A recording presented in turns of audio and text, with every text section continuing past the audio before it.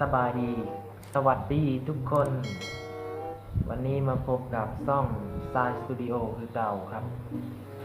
ขออนุญาตบอกไทยนะครับคลิปนี้ เพราะว่าคลิปนี้สิมาสอนเกี่ยวกับ การใช้ภาษาลาวเนาะมีน้องคนไทยคนหนึ่งเนาะเฮ็ดคลิปสอนภาษาลาวในอ้ายว่ะก็เลยสิมาสอนจักคำสองคำเบื้องต้นเนาะการใช้ชีวิตประจำวันเนาะเป็นอย่างไรกะอย่าลืมกดติดตามเลยเด้อคอมเมนต์เป็นกำลังใจให้มีกำลังใจคลิปต่อไปเลยเด้อเอาไปฟังกันเลยเนาะ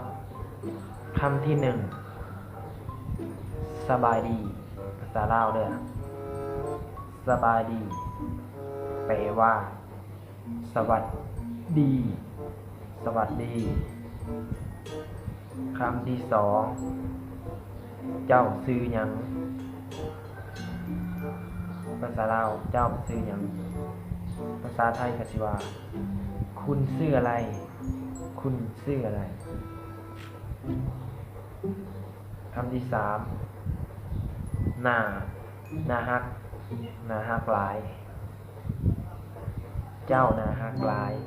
คนลาวเว้าเด้อภาษาไทยก็สิว่าคุณน่ารักมากคุณน่ารักมากประมาณนี้เนาะคำที่สี่เจ้ามาจากไสคำที่สี่เจ้ามาจากไสคุณดาวคนไทยก็สิว่าคนไทยก็สิว่าคุณมาจากไหนคุณมาจากไหนประมาณนี้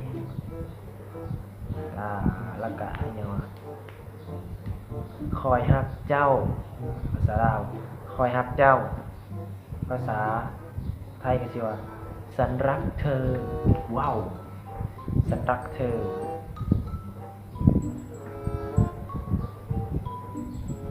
ตอนนี้ก็คำว่าบ่ไล่ก็สิว่าไม่ไล่ครับม่วนหลายกับแปลว่าสนุกมากมีความสุขมากๆอีกอย่างประมาณนี้เนาะครับภาษาไทยเนาะก็อย่างอีกว่าอย่างอีกเนาะบัดนี้เนาะแล้วก็ไปนำกันบ่ภาษาลาวภาษาไทยก็สิว่าไปด้วยกันไหมกินข้าวละบ่ภาษาลาวกินข้าวละบ่ภาษาไทยก็คุณกินข้าวหรือยังเจ้ามากับไผ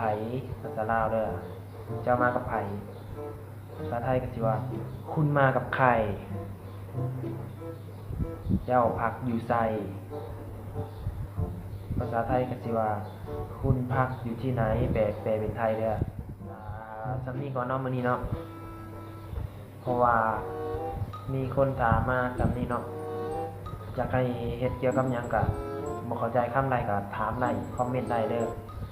คลิปนี้ก็ฝากกดไลค์กดแชร์กดติดตาม